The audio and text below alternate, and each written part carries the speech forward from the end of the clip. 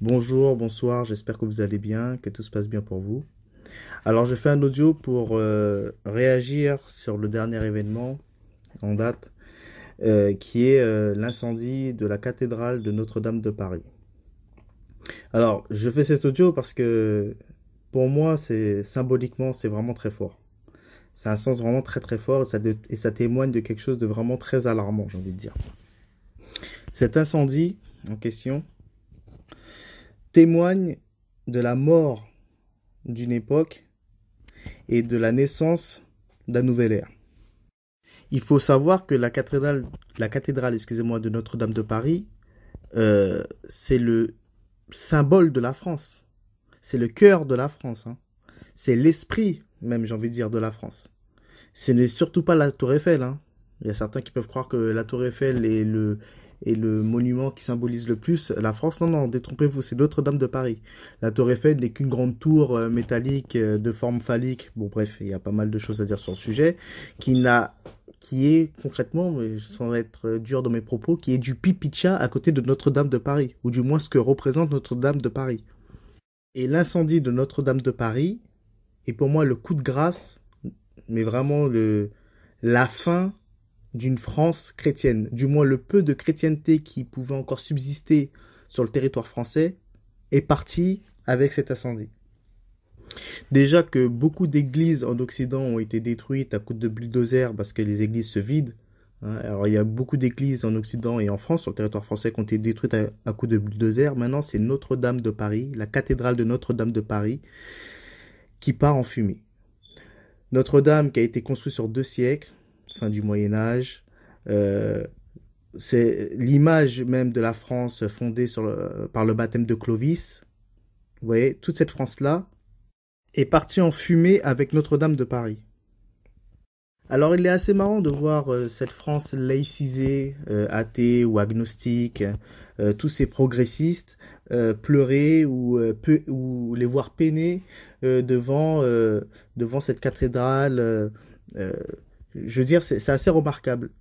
Il faut bien comprendre une chose, c'est que, premièrement, la cathédrale de Notre-Dame de Paris n'est pas que, je veux dire, n'est pas que monument. Ce n'est pas qu'un édifice ou je ne sais pas, ce n'est pas que de la pierre. Et de voir ça comme, oui, ça représente le patrimoine français, bon, on a bien compris, mais de s'arrêter uniquement sur la pierre prouve encore votre côté matérialiste, hein, qui est une maladie moderne, hein, maladie de l'époque dans laquelle nous vivons et auquel vous vous soumettez continuellement. C'est-à-dire, pleurer pour Notre-Dame de Paris uniquement parce que le monument part en fumée sans comprendre vraiment son sens symbolique, ça en dit long. Et j'ai envie de dire, Notre-Dame de Paris ne vous représente pas. Ça ne vous représente pas, mais pas du tout. Et vous ne représentez pas Notre-Dame de Paris non plus.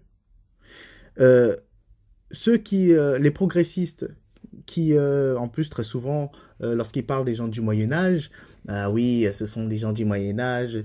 Ouais, ces phrases là, à connotation péjorative pour montrer que vous êtes arriéré, que vous êtes has-been. Hein. Et bien, il faut prendre en considération, hein, il faut bien l'entendre ce truc-là, que ce sont les gens du Moyen Âge qui ont construit cet édifice, ce monument plutôt. Okay.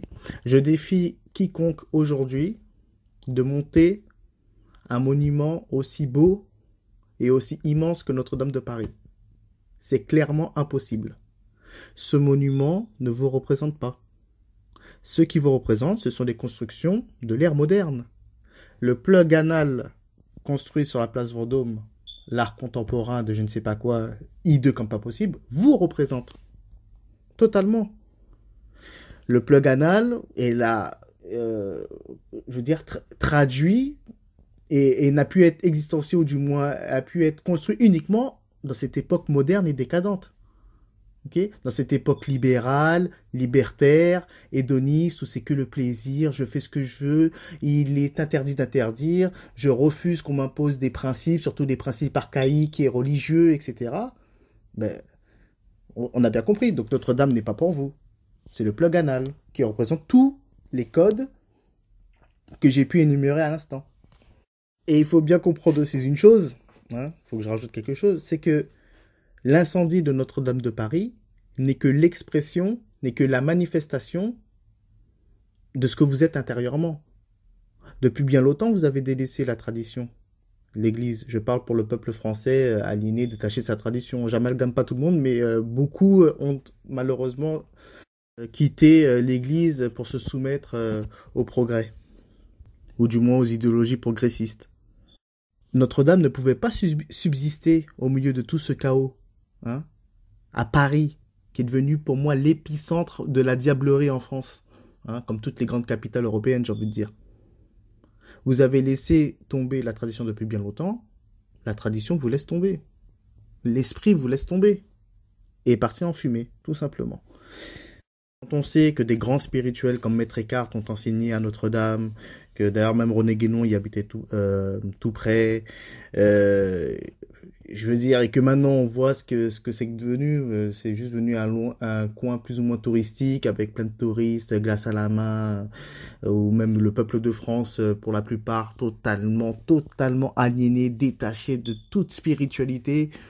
Comment voulez-vous que Notre-Dame pouvait supporter ça encore? Ce n'est pas possible. Ce n'est pas possible. Déjà que, pour ceux qui connaissent Léon Bloy, un très très grand écrivain catholique, quand on voit déjà que lui, d'ailleurs, qui a vécu dans des conditions assez misérables, et se plaignait déjà à l'époque de ce qu'était devenu la France et de la France catholique, ben si Léon Bloy avait été vivant aujourd'hui, il serait parti aussi avec Notre-Dame. Notre-Dame et l'esprit de Notre-Dame appartenaient à une époque qui ne correspond pas à la nôtre. Et ça, faut bien le comprendre, il faut l'assumer. D'ailleurs, quand on pense aussi qu'il y a très longtemps, tout près de Notre-Dame, on a brûlé le dernier maître de l'ordre du Temple. L'ordre du Temple qui était une grande organisation initiatique occidentale à l'époque, qui préservait même le sacerdoce, enfin du moins l'ésotérisme occidental. On a brûlé le dernier maître en face, enfin du moins tout près de la cathédrale de Notre-Dame de Paris, lorsque le pouvoir temporel s'est révolté contre l'autorité spirituelle, lorsque la France ne voulait plus être soumise aux principes spirituels, mais maintenant soumis au pouvoir temporel, qui est d'ordre plus humain. D'ailleurs, j'encourage les gens à lire le livre Autorité spirituelle et pouvoir temporel de René Guénon, et de savoir qu'aujourd'hui c'est la cathédrale même de Notre-Dame de Paris qui est pas en fumée. Symboliquement, c'est fort. C'est vraiment très fort. Autre chose, j'ai un ami hier qui m'a envoyé une photo. Alors, c'est une photo, d'ailleurs, que j'ai illustrée comme présentation de mon audio que je suis en train de faire actuellement. Alors, c'est une photo où Jack Lang, ce dégénéré Jack Lang, se prend en selfie sur le toit de l'Institut du monde arabe. Et en arrière-plan, on voit Notre-Dame de Paris, qui a traversé toutes les époques. Du moins plus de je sais pas combien d'années, et qui part en fumée en arrière-plan. Donc c'est-à-dire vous avez un dégénéré, Jack Lang, qui est à la tête de l'Institut du monde arabe, à la tête de l'Institut du monde arabe, qui prend un selfie, qui met sa tête en premier plan. Il est sur le toit de l'Institut du monde arabe, et en arrière-plan on voit la cathédrale de Notre-Dame de Paris partir en fumée. J'ai envie de dire, la messe est dite, sans faire de mauvais jeu de mots. C'est clairement la fin d'une France. La France fondée par le baptême de Clovis, catholique, traditionnelle, c'est terminé. On reprend tout à zéro et on démarre dans un nouvel ère. La France va se diluer comme ça avec les autres nations, vous savez, dans cette grande mondialisation où les nations ne sont plus. D'ailleurs, je signale que déjà les nations étaient déjà un premier pas vers l'antitradition. Parce que les nations, c'est déjà un premier pas vers la division, alors qu'à l'époque, on parlait plus d'empire, et bon, etc. Mais là, on démarre vraiment une nouvelle ère antichristique. Une antichristique, la grande parodie, vous voyez. C'est-à-dire que là,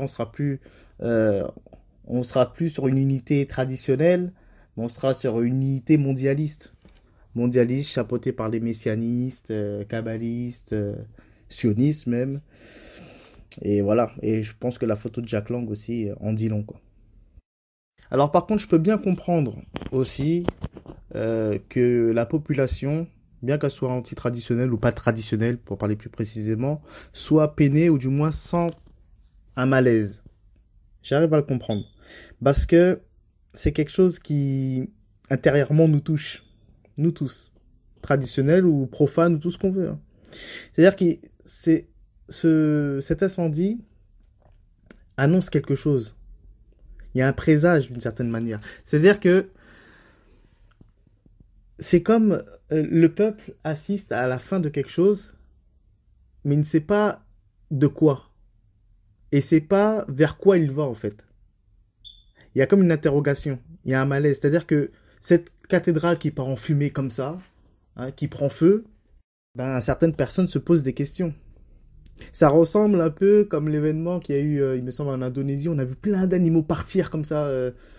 Les oiseaux qui, voilà, qui vont dans tous les sens, les chiens, les chats qui courent, qui courent, qui courent. Ouais, c'est un spectacle où les gens sont là. Mais en fait, ça annonce quelque chose. Ça a annoncé le tsunami. Et ben là, c'est pareil. C'est-à-dire que là, on a un peuple. Je ne sais pas si vous avez vu les vidéos de tout un peuple qui assiste à cet incendie. Ils sont devant la cathédrale, voilà, qui prend feu, qui brûle, qui se consume petit à petit. Et ils sont interloqués, quoi. Ils s'interrogent. En même temps, ils ont peur. Ouais. En fait, c'est plein d'interrogations, je pense, qui se passent dans la tête. Pourquoi? Comment? En même temps, on était attaché, mais on ne sait pas pourquoi. Et ben voilà. Et ben, je pense que intérieurement, ils se disent que c'est annonciateur de certaines choses. Même si certains l'ignorent, et certains d'autres ont un peu plus faim, se disent ça annonce quelque chose de plutôt mauvais. Mais au moins, ça annonce quelque chose. Et je pense que le malaise, il est là, en fait, concrètement. Alors maintenant, on va parler aussi de toute l'hypocrisie, hein. Alors je parle, bon, bien sûr, évidemment, du peuple qui n'est catholique que par origine, ou chrétien que par origine. Alors ça, c'est un truc que j'ai jamais compris. C'est-à-dire qu'il y a des gens qui pensent que, oui, je suis français, donc je suis chrétien. Donc pour eux, chrétien, c'est une origine. Comme je suis marocain, donc je suis musulman. Non.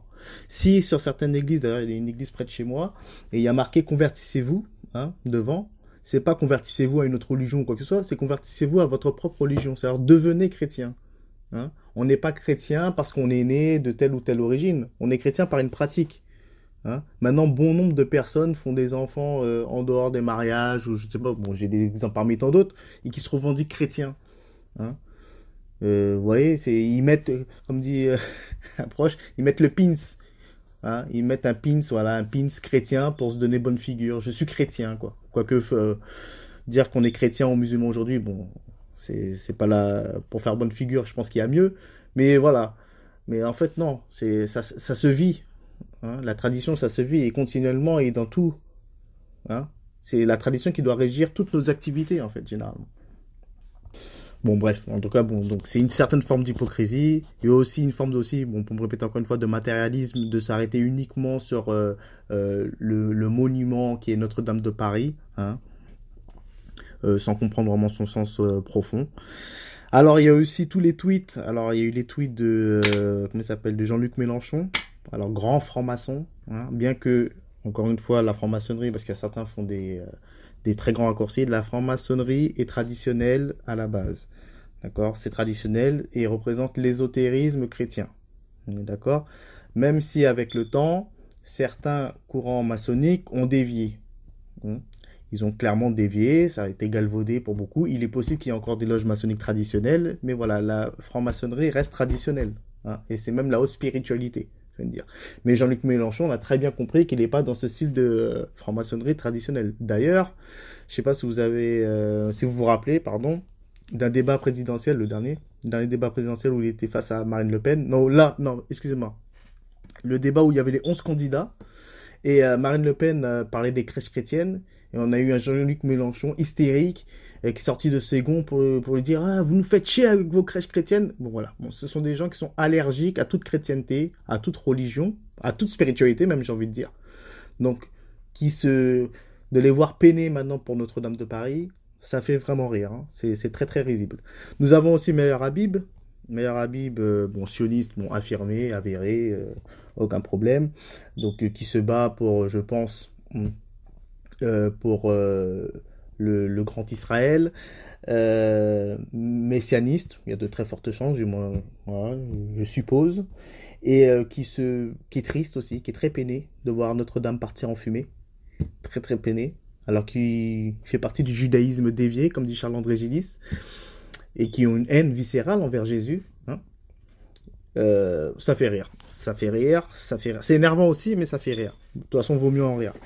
Nous avons aussi Nathalie Loiseau, je crois que c'est Nathalie son prénom, oui, bon, en tout cas, qui est à la tête des Européennes, la liste européenne, et qui appelle les gens à la messe. Bref, insupportable. On a aussi entendu parler de cagnotte. Alors j'ai vu que la mairie de Paris parlait de cagnotte. Apparemment, ça estime, on a estimé plus de millions d'euros pour reconstruire la cathédrale. Euh, je, En fait, ça aurait du sens si ces gens-là, encore une fois, on revient toujours sur la tradition, auraient une attache vraiment forte pour la tradition. Mais ce sont des gens, je veux dire, si vous êtes plus dans la tradition, vous êtes laïcisé, athée ou tout ce que vous voulez, d'accord. Mais dans ce cas-là, rendez-vous utile.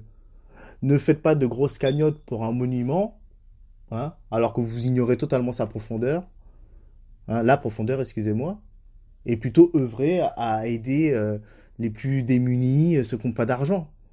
Hein. C'est plus logique. Je vois pas pourquoi vous voulez vous montrer comme de bonnes personnes ou je ne sais pas quoi, tant attachés à certains patrimoines ni quoi que ce soit, alors qu'il y a des gens à côté de vous qui meurent de faim. Dans ce cas-là, faites des cagnottes même tous les mois, tous les jours pour leur venir en aide. Hein, c'est pareil, j'ai vu qu'aux Antilles aussi, certaines personnes parlent de cagnottes, alors que l'île est en train de, je veux dire, le niveau économique et tout, c'est assez catastrophique. Et bon, ça ne rien comprendre. Bon, en conclusion, en fait, de voir une France laïcisée, athée, progressiste, laïcard et tout ce qu'on veut, capitaliste, libérale, etc., pleurer devant Notre-Dame, c'est c'est l'expression pour moi la plus claire de l'hypocrisie. Bon, parlons de la bêtise aussi. J'ai vu sur les réseaux sociaux, excusez-moi, pas mal de musulmans qui se réjouissaient, très souvent des jeunes, hein, issus de quartiers populaires, hein, de banlieue, qui se réjouissaient, qui étaient contents, sans vraiment savoir pourquoi. Mais comme ce sont des chrétiens, ou comme ça représente la chrétienté, bon, ce qui prouve déjà leurs limites et bien que faut pas croire que ces gens-là aussi soient vraiment attachés à leur tradition. Hein. Ils sont plus attachés à la crime, Booba, Jul et je sais pas, PNL ou SCH ou je sais pas quelle connerie. Pour qui je pense la plupart ne connaissent même pas leur propre religion. Hein. Ils sont totalement étrangers à leur propre religion. Sont aussi matérialistes que les matérialistes du peuple français laïcard qui pleurent devant le monument, sauf qu'ils sont matérialistes mais d'un point de vue plus musulman. Bon bref, ça c'est un autre sujet. Vous avez aussi beaucoup d'afro bien évidemment qui pour eux ne comprennent pas pourquoi des gens pleurent ou des gens sont tristes devant cet incendie et qui vont se cacher bien évidemment derrière l'esclavage. Bon, j'en ai parlé des centaines de fois de ce sujet, mais bon, encore une fois, ce sont des gens qui sont pour eux, tout ce qui est spirituel leur est étranger. Hein, ils s'arrêtent que à tout ce qui est d'ordre humain. Hein. Pour eux, ils confondent Dieu, la spiritualité, la religion, les religieux, le dogme. Donc voilà. Voilà, on va pas revenir là-dessus parce qu'après on va partir de l'acharnement. Bien sûr, vous avez certains protestants qui s'en réjouissent. Bon, bref. C'est un spectacle assez insupportable, hein, à vrai dire. Mais la bonne chose, du moins la bonne nouvelle dans tout ça, c'est que je pense que là, euh, on arrive à une époque tellement dure d'une certaine manière et tellement évidente où tout est clair et on peut plus tricher, j'ai envie de dire. C'est-à-dire que là, on est dans une époque gilet jaune où le peuple se lève hein, contre le système en place. On a à la tête Macron. Macron, Rothschildien, chouchou des Rothschild, qui vend la France, hein, qui veut la vendre. Ou du moins, c'est même pas de sa faute parce que c'est juste un fusible. Hein, il est là, on l'a placé là. Vous avez Bilal Hassani qui représente la culture française, ou du moins au point de vue musical ou je ne sais pas quoi. Vous avez comme journaliste, vous avez Hanouna. Vous avez Alain Soral, qu'on l'aime ou qu'on l'aime pas, là, qui a pris 1 an de prison ferme pour négationnisme, alors que, si mes souvenirs sont bons, il a jamais déclaré ni quoi que ce soit de négationniste, ou du moins il a juste relayé certaines photos. Vous avez Marlène Schiappa, hein, qui fait plus ou moins les yeux doux avec des lois plus ou moins tordues pour les prédateurs sexuels. Vous avez à nouveau la propagande anti-prêtres catholiques qui violent tous les enfants du coin. Vous avez la propagande contre les vilains musulmans qui mettent le voile et décathlon, qui parlent du hijab ou je sais pas quoi. C'est très mauvais. Les jupes longues, il me semble interdites à l'école parce que ça renvoie à des codes islamiques. Bon, il n'y a pas de christianophobe ou de catholicophobe, tout ce qu'on veut, parce que maintenant, comme ils considèrent que la tradition est morte, et surtout maintenant, en plus avec l'incendie de Notre-Dame, donc bon, ils en rigolent. Donc maintenant, on parle d'islamophobie, on s'arrête sur la dernière tradition. Droit de se revendiquer islamophobe à la télé, sur les plateaux télé, tout va bien, il n'y a aucun problème. Bon, je veux dire par là que maintenant, tout est évident, tout est clair. On sait où il faut aller, je pense. J'espère que à travers mon audio, vous avez compris plus ou moins, et à travers mes audios, là où il faut aller, c'est la tradition. Il n'y a pas d'autre, il y a pas d'autre choix. On sait qui sont les ennemis, je pense aussi. Et je veux dire que là, tout est évident et marqué. La France maintenant est chapeautée par des petits, des gens qui n'ont plus rien de français, voilà, sionisés, messianistes, kabbalistes, mondialistes, tout ce qu'on veut, qui n'ont rien de français, qui se battent pas pour les intérêts de la France. Le peuple français se perd totalement. Traditionnellement parlant, enfin du moins la chrétienté n'est plus là, hein, je vais le répéter encore une fois. Donc bon, donc là, excusez-moi, on ne peut plus tricher. On ne peut plus tricher. C'est soit maintenant on est du côté de l'Empire, hein, on va parler clairement, ou soit de sa tradition. L'Empire est anti-traditionnel. Voilà. Donc, d'ailleurs, ça rappelle une phrase que le prophète sallallahu alayhi wa sallam, il a dit en disant qu'en fin des temps, être fidèle à sa religion, c'est comme tenir une braise chaude dans la paume de sa main. On est en plein dedans. On est en plein dedans. Donc là, maintenant, faire l'autruche, ça marche plus pour tous les planqués, hein, pour tous les planqués là qui attendaient la fin arrivée, genre individualistes, sont dans leur petit confort et tout, qui se bouchent les oreilles, qui veulent pas entendre la vérité. Là, les dés sont jetés. Tout est évident, tout est devant vous. Maintenant, il faut faire des choix. Et d'ailleurs, ça précise même, et on comprend mieux maintenant la position de Marc-Édouard Nab, pour ceux qui connaissent. Voilà. C'est quelqu'un qui triche pas. Qu'on soit d'accord ou pas avec ses prises de position, il triche pas. À un moment donné, en fin des temps, je pense qu'on est obligé d'être radical sur certains points, sur certains sujets. Et d'ailleurs, j'ai cru comprendre qu'il serait converti au protestantisme depuis un moment. Bon, excusez-moi pour cette digression sur Marc-Édouard Nab, mais bon, ça, je trouve que c'est un bon exemple. Il s'est converti au protestantisme, oui, parce qu'il a vu que bon, que voilà, que le catholicisme n'était plus d'une certaine manière. Est-ce que maintenant le protestantisme serait peut-être mieux que le catholicisme? Il y a débat.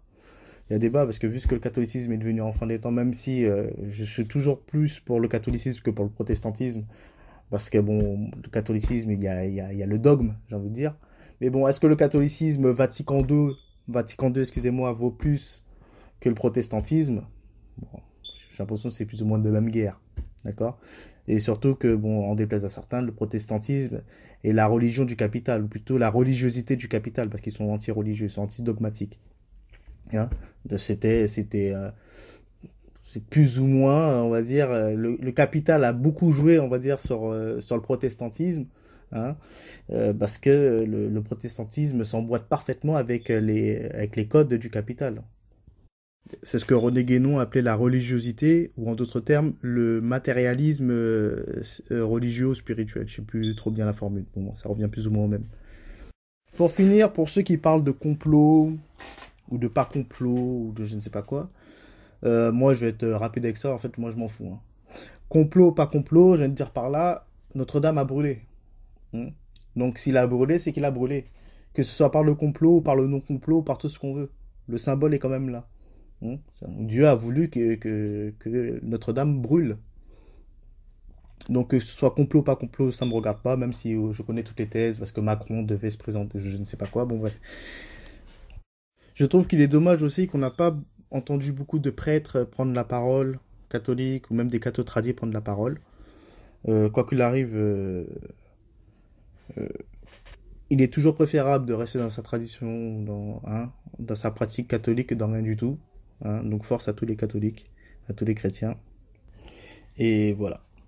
Un réel soutien à tous les chrétiens. Et puis voilà. Sur ce, bah, je ne vais pas rester plus longtemps. Merci de m'avoir écouté. J'espère ne pas avoir été trop confus. Pour ceux qui veulent me parler en privé, vous pouvez venir me voir. Enfin, vous pouvez venir me parler, excusez-moi, sur ma page Facebook Daoud. Partagez l'audio si l'audio